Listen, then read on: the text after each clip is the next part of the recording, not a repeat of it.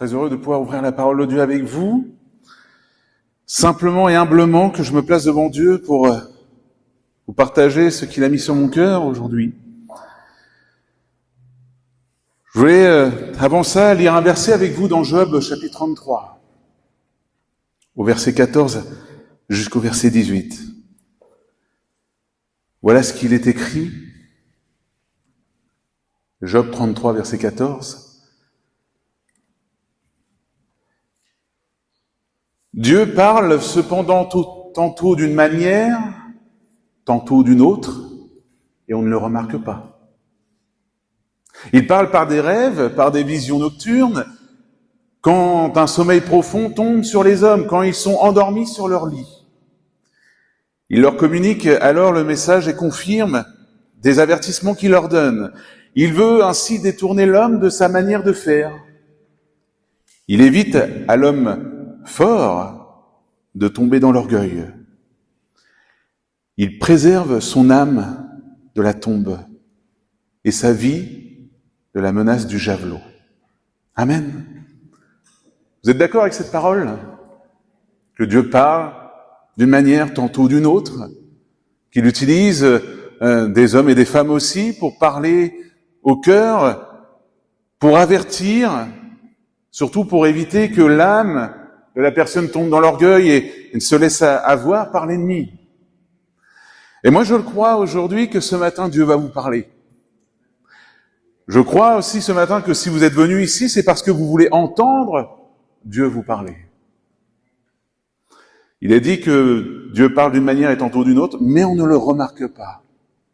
Alors aujourd'hui, on va prendre le temps de remarquer ce que Dieu a à nous dire aujourd'hui. Durant cette semaine, alors qu'on faisait le jeûne et prière, je vous partage ça parce que j'avais préparé un petit message. Je me suis dit, tiens, j'ai un truc sur le cœur, je vais leur partager cela, ça va leur faire du bien. Et durant cette semaine, alors qu'on faisait ce jeûne et prière, la nuit du jeudi au vendredi, j'ai eu un terrible cauchemar. Un cauchemar qui m'a vraiment percuté dans le cœur. Je me suis réveillé à 6 heures du matin. La seule chose que j'ai pu faire, c'est de me mettre à prier. Et à ce moment-là, quand je me suis mis à prier, Dieu, simplement, m'a mis tout le message à cœur. Tout ce message que je vais vous partager ce matin. Humblement. Maintenant, je laisse le Saint-Esprit faire les choses. Parlez à vos cœurs. Travaillez vos cœurs. Vous émondez. Vous l'avez demandé à travers ce chant, brise-moi. Travaille mon cœur, émonde-moi. Émonde-moi, c'est travaille mon cœur, enlève les branches mortes. Effectivement, je crois aujourd'hui que Dieu donne un avertissement. Il appelle, effectivement, il nous appelle tous afin qu'on ne tombe pas dans l'orgueil, afin qu'on ne tombe pas dans la religiosité ou dans un endormissement spirituel. Et je vous partage mon cauchemar, simplement. Premièrement. Je me suis retrouvé donc...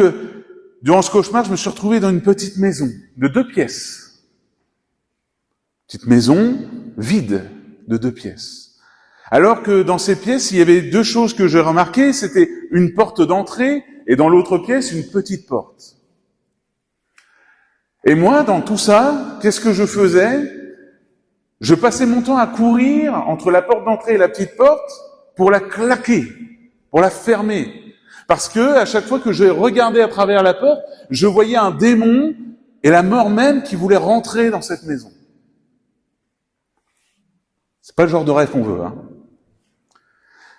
Je voyais ça et mon temps, je courais, je claquais la porte, fermée, et je voyais une personne âgée qui était dans un fauteuil et qui ne faisait rien. Elle était blanche, revêtue d'un vêtement. Mais elle ne bougeait plus. Elle laissait simplement les démons entrer dans sa maison.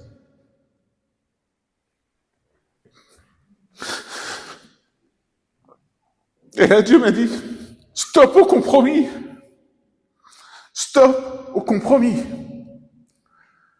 Combien de fois dans nos maisons, on laisse entrer des démons, des esprits, par la tentation, par les choses que Dieu nous avertit, et on reste là dans nos fauteuils, à ne pas bouger, dans notre confort, à ne rien faire.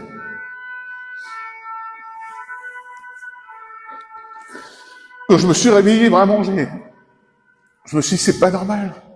On ne doit pas laisser ces choses arriver, on ne doit pas laisser.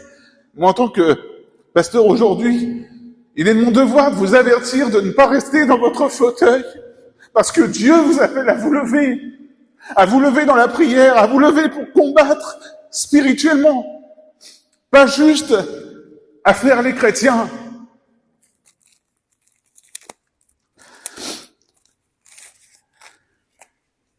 Je vous partage ça simplement. Cet avertissement que Dieu nous dit que dans les derniers jours de la fin, l'ennemi sera de plus en plus féroce. Et durant toutes ces semaines, là, dernièrement, quand je vous ai partagé sur le combat spirituel, c'est que ce combat est réel. Il est là, il y a des tentations que l'ennemi lance dans vos vies.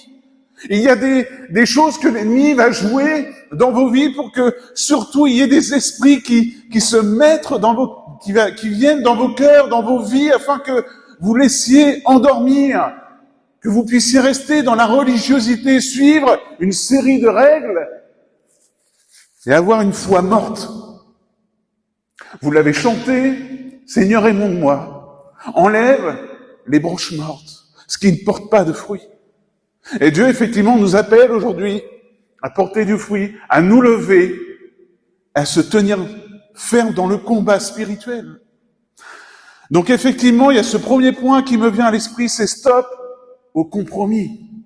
Stop au compromis dans ce combat spirituel. Ne laisse pas l'ennemi s'infiltrer dans ta maison, dans la petite porte ou par cette porte d'entrée. Ne laisse pas l'ennemi prendre la place dans ton cœur. Il n'a aucune place à avoir dans ta vie.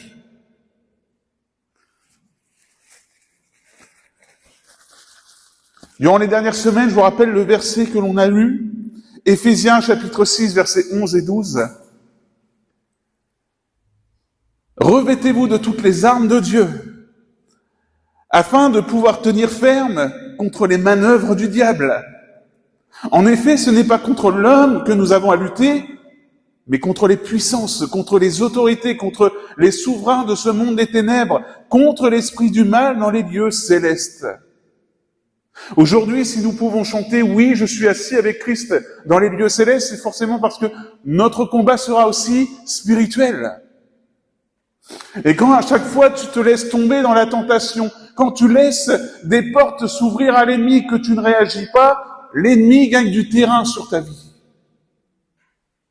Alors, ne viens pas pleurer au pasteur, désolé, je vais être un peu sévère, mais ne viens pas pleurer au pasteur en disant « il y a ça dans ma vie, il y a ça dans ma vie, l'église prie pas pour moi, l'église n'est pas là ». Mon ami, tu as laissé simplement l'ennemi entrer dans ta vie.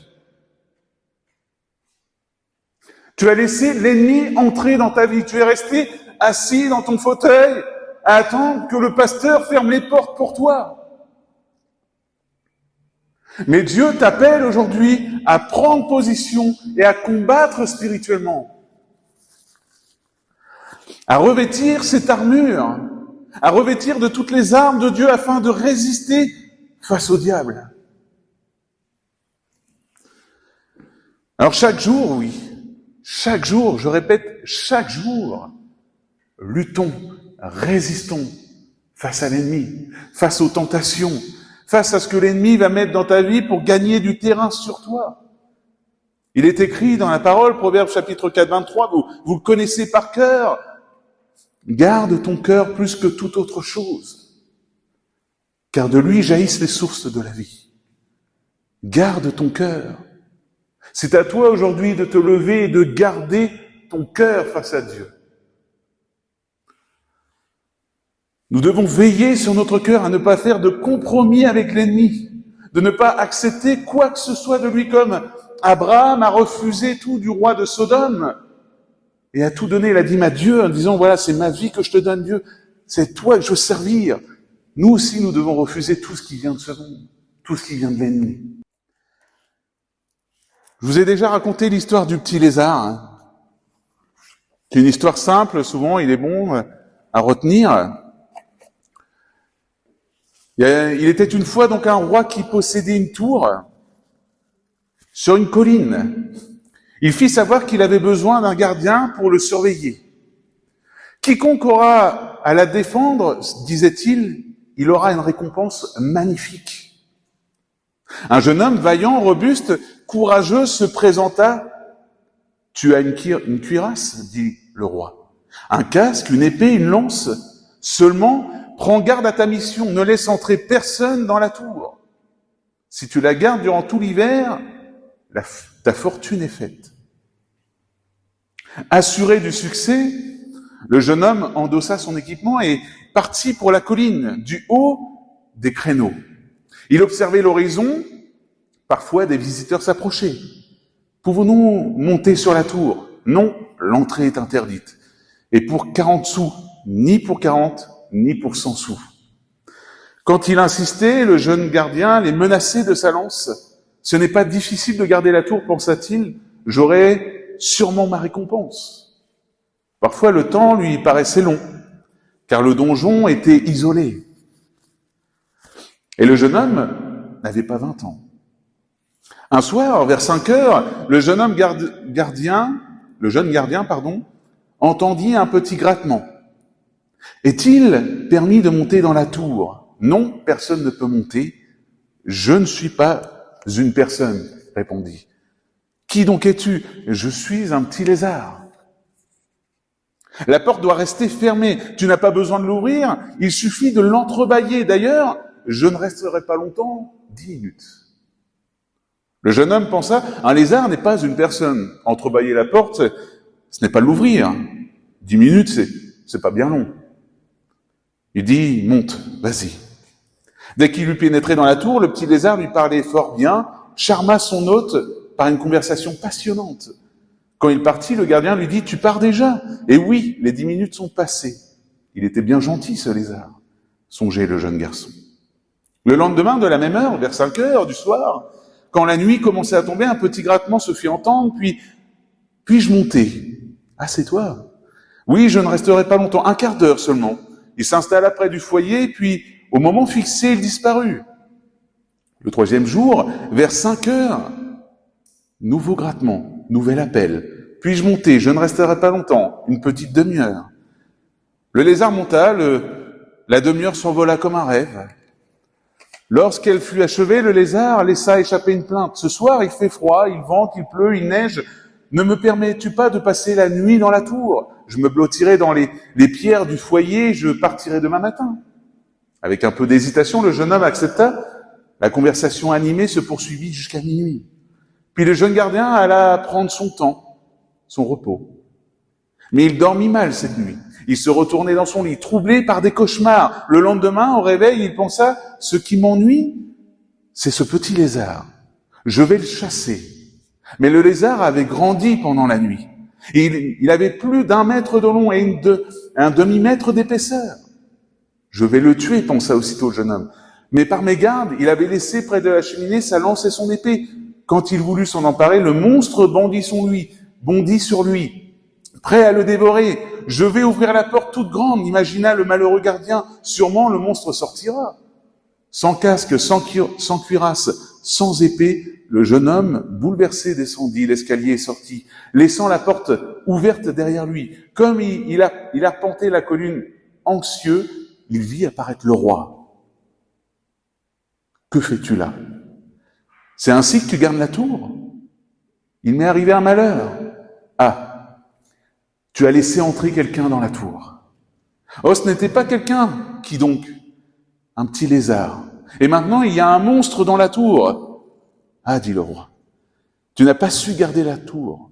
Viens avec moi. » Comme ils s'approchaient du donjon, la tête du monstre apparut entre les créneaux. Une patte pendait à droite et une autre à gauche. Le corps du monstre remplissait l'escalier et sa queue sortait par la porte. « C'est ainsi que tu as su garder la tour ?» Le jeune gardien était consterné. Le roi, qui était très puissant, prit alors son épée et transperça le monstre, qui poussa un grand cri. Puis il dit à ses serviteurs, « Nettoyez la tour. » Se retournant avec tristesse vers le jeune gardien, il lui dit, « Quant à toi, tu as perdu ta récompense. » La leçon de cette légende est facile à saisir. La tour qu'il faut garder, c'est notre cœur. Le gardien, chacun de nous. Le petit lézard, c'est le péché. D'abord subtil, discret et bientôt envahissant, le roi qui ordonne à qui il rétribue, c'est Jésus-Christ. La récompense, c'est la gloire à venir. Garde ton cœur plus que toute autre chose, car de lui viennent les sources de la vie. À travers cette histoire, on voit combien le péché peut prendre de la place dans nos cœurs et dans nos vies. Si on laisse peut-être un tout petit péché à tes yeux en disant, voilà, c'est pas grand-chose, c'est qu'un tout petit péché. Mais ce péché va avoir des conséquences sur ta vie spirituelle. Plus tu vas t'enliser dans ce péché, plus tu ne pourras plus t'en sortir. Tu ne pourras que faire appel au roi, mais Dieu aujourd'hui te demande une chose, il t'appelle à garder ton cœur pour lui. À garder ton cœur fidèlement, à ne rien laisser, aucune place à l'ennemi. En effet, Romains 6, 20, il est dit, en effet, lorsque vous étiez esclaves du péché, vous étiez libres par rapport à la justice. Quels fruits portiez-vous alors? Des fruits dont vous avez honte aujourd'hui, car leur fin, c'est la mort. Mais maintenant que vous avez été libérés du péché et que vous êtes devenus esclaves de Dieu, vous avez pour fruit la progression dans la sainteté et pour la fin, la vie éternelle. En effet, le salaire du péché, c'est la mort, mais le don gratuit de Dieu, c'est la vie éternelle en Jésus-Christ, notre Seigneur. Le salaire du péché, c'est la mort. Si tu fais des compromis avec l'ennemi, tu laisses la mort entrer dans ta vie. Tu laisses la mort entrer dans ta vie. Aujourd'hui, tu n'as aucun compromis à faire avec l'ennemi. Aujourd'hui, c'est avec Jésus que tu dois faire ta vie. Ton cœur appartient à Jésus. Ta vie appartient à Jésus. Tout doit venir de lui. Rien de l'ennemi. Romain dira aussi au chapitre 6, verset 15, « Quoi donc? Allons-nous pécher parce que nous sommes plus sous la loi, mais sous la grâce? Certainement pas. Ne savez-vous pas que si vous vous livrez à quelqu'un comme esclave pour lui obéir, vous êtes esclave du maître à qui vous obéissez, soit du péché qui conduit à la mort, soit de l'obéissance qui conduit à la justice. » De qui veux-tu être esclave aujourd'hui? De Christ ou de Satan? Dieu nous a libérés du péché pour que l'on puisse vivre une pleine vie libre en son nom. Tu n'as pas besoin de venir chercher quoi que ce soit dans ce monde. Dieu te bénit au-delà de tout ce que tu peux penser. Nous sommes bénis de toutes sortes de bénédictions spirituelles. Aujourd'hui, tu dois juste persévérer dans la foi en disant, Seigneur, c'est de toi que tout doit me venir. Tu n'as pas de compromis à faire avec l'ennemi. Rien à accepter de lui. Il n'a aucune place à avoir dans ta vie. Quand tu es tenté à chaque fois, l'ennemi essaie de se faufiler dans ta vie. Quand l'ennemi te propose des choses alléchantes, son but uniquement c'est de te faire tomber pour t'emmener loin de la volonté de Dieu. Et comme je vous l'ai raconté dans ce cauchemar, il y a une chose qui m'a vraiment troublé, c'est de voir cette personne âgée blanc, voilà, revêtu de blanc, mais assis dans un fauteuil qui ne faisait plus rien. Qui laissait les portes s'ouvrir à l'ennemi, qui ne cherchait plus à se battre. Assis, et j'ai 2 points qui me sont venus à ce moment-là, c'est la routine et l'endormissement. Parfois, on est tellement bien dans notre routine, on vient à l'église le dimanche, on vient prier le mardi à 15h, c'est bon, j'ai fait mon acte de foi. Christ va être content. Mais je vous rappelle que Dieu veut des adorateurs en esprit et en vérité. Des anges qui l'adorent, il en a des milliards et des milliards. Il attend qu'on vienne avec lui pour le servir, un cœur qui reste debout, un cœur qui veille sur ses failles, un cœur qui se tienne bien droit avec lui et qui marche dans la sainteté. Et un cœur qui le sert lui uniquement. La routine peut être mortelle. La routine, quand on reste dans cette routine, on a l'habitude, on ne vit plus rien, on est là, on se dit chrétien et on ne vit plus rien avec Dieu.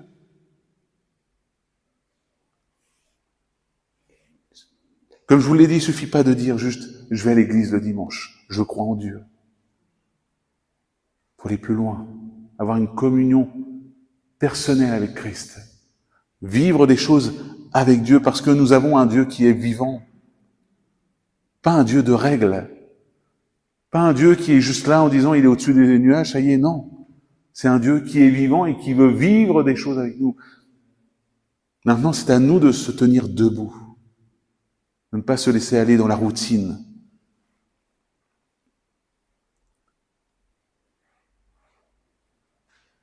Être des témoins qui vivent, on vous l'a répété, on vous le répète pratiquement tous les dimanches. Être des témoins vivants qui combattent le bon combat de la foi. J'ai regardé le mot témoin en grec.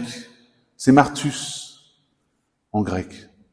Ça veut dire celui qui est spectateur de quelque chose, ceux qui, après son exemple, ont prouvé la force et l'authenticité de leur foi en Jésus-Christ, en supportant même une mort violente. Vous avez peut-être dû regarder les infos dernièrement. Vous voyez cet Américain, Charlie Kirk, un Américain qui avait ses propres positions politiques, on est d'accord, je ne veux pas en parler. Mais ce que je veux parler, c'est que il y a une chose, alors qu'il a été assassiné dernièrement, il y a une chose que les chrétiens vont retenir de lui, c'est comment il témoignait de sa foi. Alors que son but, lui, c'était à chaque fois d'aller dans des campus universitaires, il s'asseyait, et il disait juste une chose, normalement j'ai dû le noter, je ne sais pas si c'est écrit, « Prouvez-moi que j'ai tort ». Et chaque jeune, ou chaque personne qui voulait, venait au micro qu'il plaçait devant lui, et il partait. Alors souvent, c'était sur les sujets de, voilà, donc l'avortement, sur le port de l'arme, ou tout autre sujet politique, et même de la foi. Un jour, il a rencontré des satanistes aussi qui sont venus devant lui pour réclamer de leur foi envers Satan. Et lui, tout ce qu'il a fait, c'est de chasser au nom de Jésus cette personne s'est mise à vomir et est partie. Et en tant que témoin, je crois qu'il n'y a pas mieux à faire aussi que de prouver au monde qu'ils ont tort. De prouver qu'il n'y a qu'une seule vérité, c'est celle de la parole de Dieu. Et lui, tout ce qu'il faisait, c'était cela, même dans la politique. On sait que les Américains aiment amener Dieu un peu dans tout. Dieu bénisse l'Amérique, tout ça. Mais lui, tout ce qu'il faisait à chaque fois, c'était de venir remettre les vérités de la parole de Dieu. Et c'est comme cela qu'il témoignait de sa foi en Jésus. Et à chaque fois qu'une personne venait pour le provoquer, que ça soit, pour son genre, à chaque fois, il sortait tout simplement les versets et il disait « Moi, je crois en un Dieu qui a créé l'homme et la femme et qui se complètent. » Bref, il témoignait simplement de sa foi avec vérité, en s'appuyant sur la parole de Dieu. Mais tout cela a dérangé le monde au point qu'il a été assassiné. Aujourd'hui, maintenant, ça a réveillé pas mal de peuples. On voit beaucoup qui s'unissent en son nom pour proclamer leur foi en Jésus-Christ. Et je crois qu'être un témoin, c'est cela, c'est d'élever la vérité de la parole de Dieu.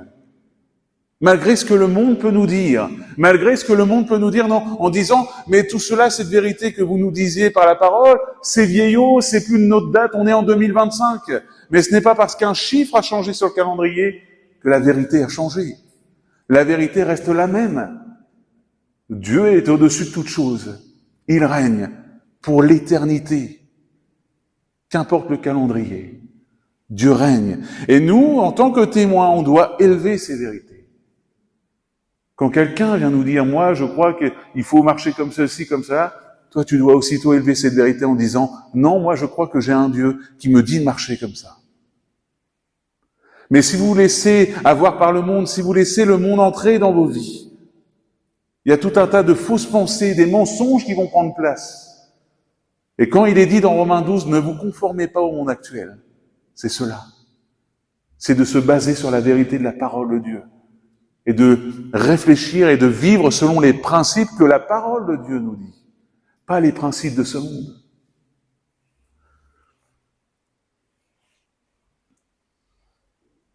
Aujourd'hui, on est dans un monde, effectivement, et je le dis, qui cherche la vérité. Malheureusement, il cherche au mauvais endroit.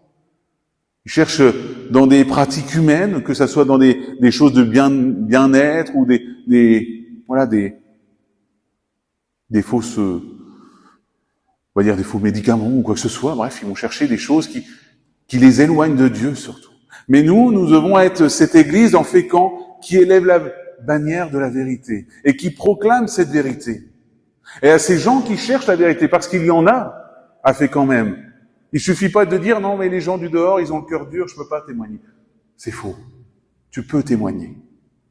Qu'importe ta situation, Christ te demande et t'appelle à témoigner.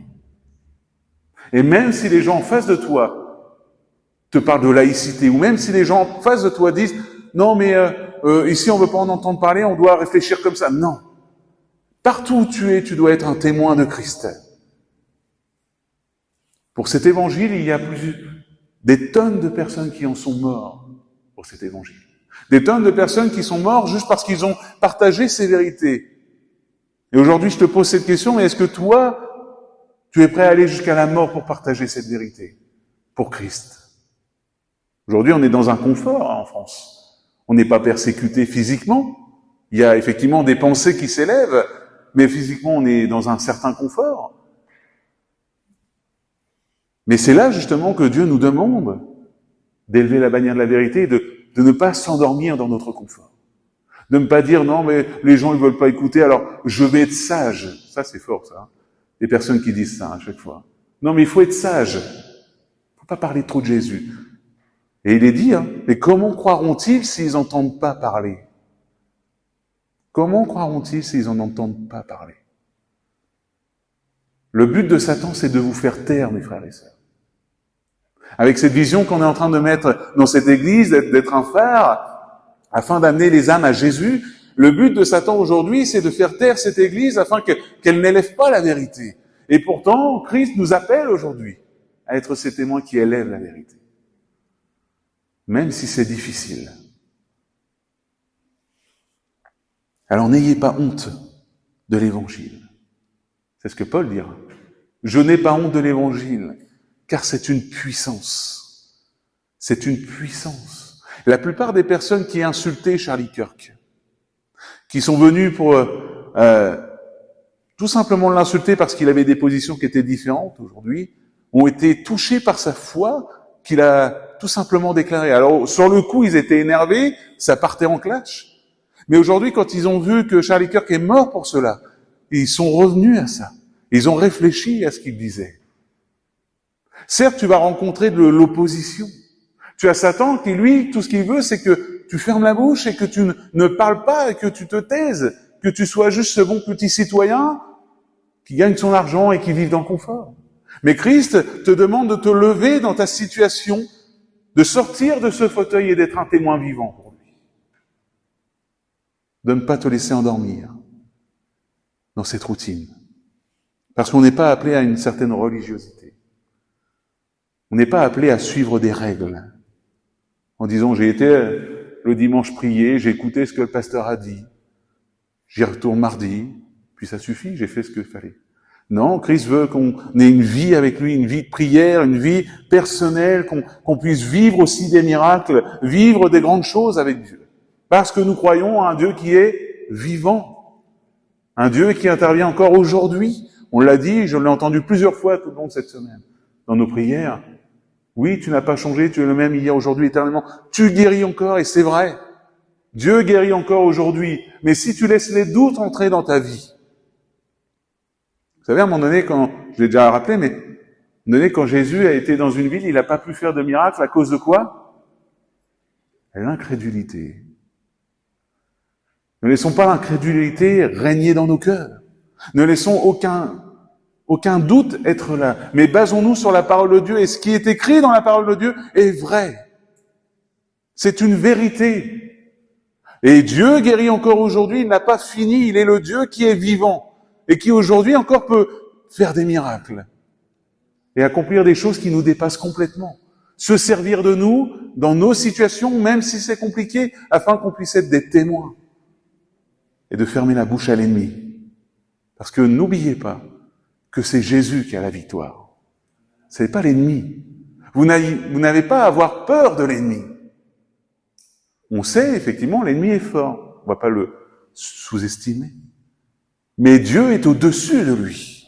Nous croyons à un Dieu qui est tout-puissant. N'oubliez pas que Satan n'est pas un Dieu. Satan n'est pas un Dieu. Il a été déchu. Alors aujourd'hui, ne laissez aucune part à Satan dans vos vies. Rappelez-lui sa défaite. Dans ces moments de tentation, rappelez-lui que vous avez un Dieu qui pourvoit à tous vos besoins. Rappelez-lui que lui, il n'aura qu'une chose un jour, c'est de finir en enfer. Et que vous avez la patrie céleste pour récompense, la gloire céleste, grâce à Jésus. C'est comme cela que l'on lutte quand il y a des doutes, que l'ennemi sème dans nos cœurs. C'est là qu'il faut faire appel aux promesses de la parole de Dieu. C'est là que dire, ouais, toi tu me dis ça, mais Dieu lui dit ça dans sa parole. Et ça revient à ce que je vous disais dernièrement, utiliser l'épée de la parole. Cette épée qui vient faire taire toute parole de l'ennemi, qui vient contrer tout mensonge de l'ennemi. Alors oui, aujourd'hui, ce que je vous partage simplement, c'est un avertissement. Ne faisons aucun compromis avec l'ennemi. Ne laissons aucune place à l'ennemi. Ne laissons aucune porte s'entrouvrir pour l'ennemi afin qu'il puisse prendre place dans nos vies. Claquons les portes à l'ennemi de nos cœurs. Quand tu es dans la tentation, élève la parole, prie, appelle Dieu.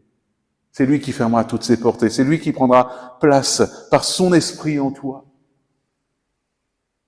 Recherchez à être renouvelé du Saint-Esprit. Il suffit pas de dire j'ai été baptisé de l'Esprit une fois et ça suffit, non.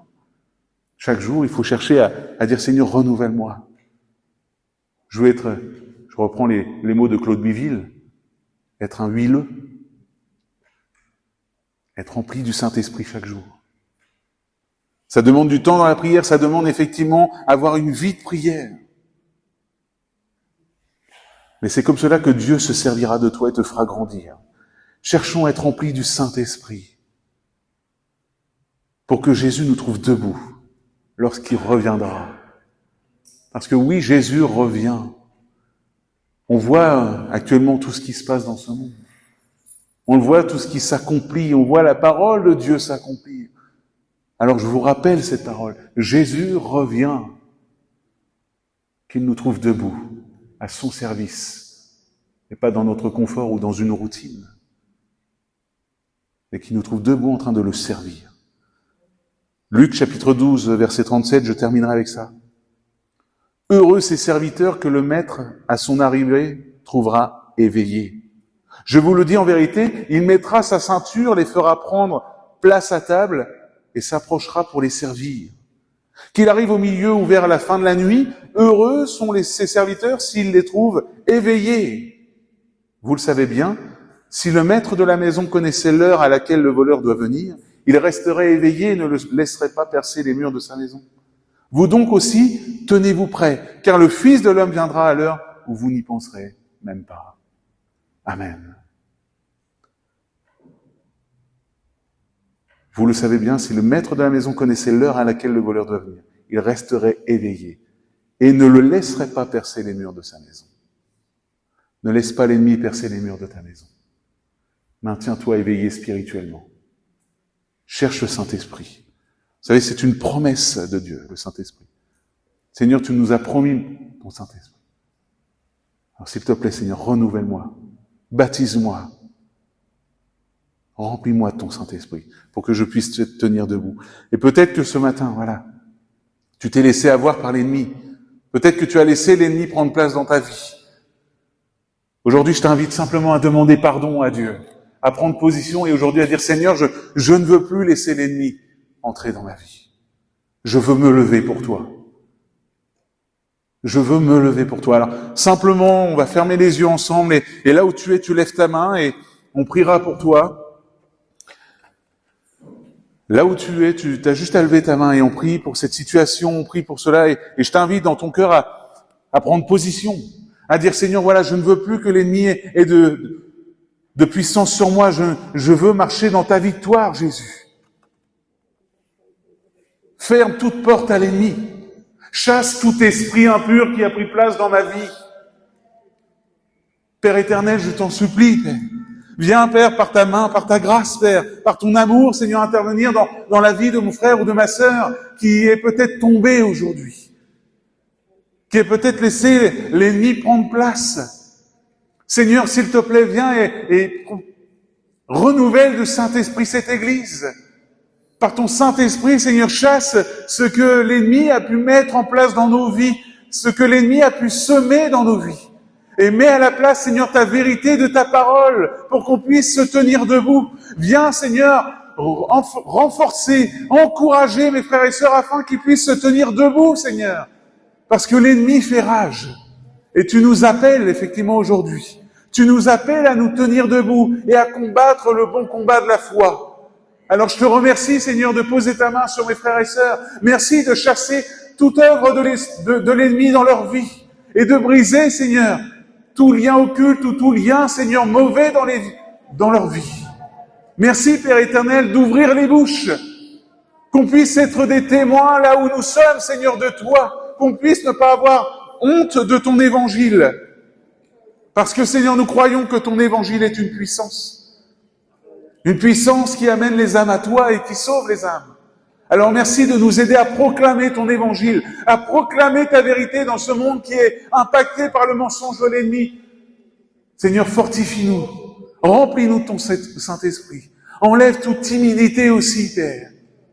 Dans le nom de Jésus, à toi la gloire, Père. Je te remercie pour mes frères et sœurs. Merci pour ce que tu es en train de faire dans leur cœur et dans leur vie. Merci parce que, Seigneur, tu es en train de changer les vies, Seigneur. On ne veut pas se laisser aller dans la routine ou être endormi. Réveille cette Église, Seigneur. Réveille-nous de ton esprit afin qu'on puisse se maintenir debout. Parce que oui, je proclame, tu reviens bientôt, Jésus. Tu reviens bientôt et nous voulons partir avec toi. Merci, Père éternel, de nous équiper. Dans le nom de Jésus, à toi la gloire, Père. Amen.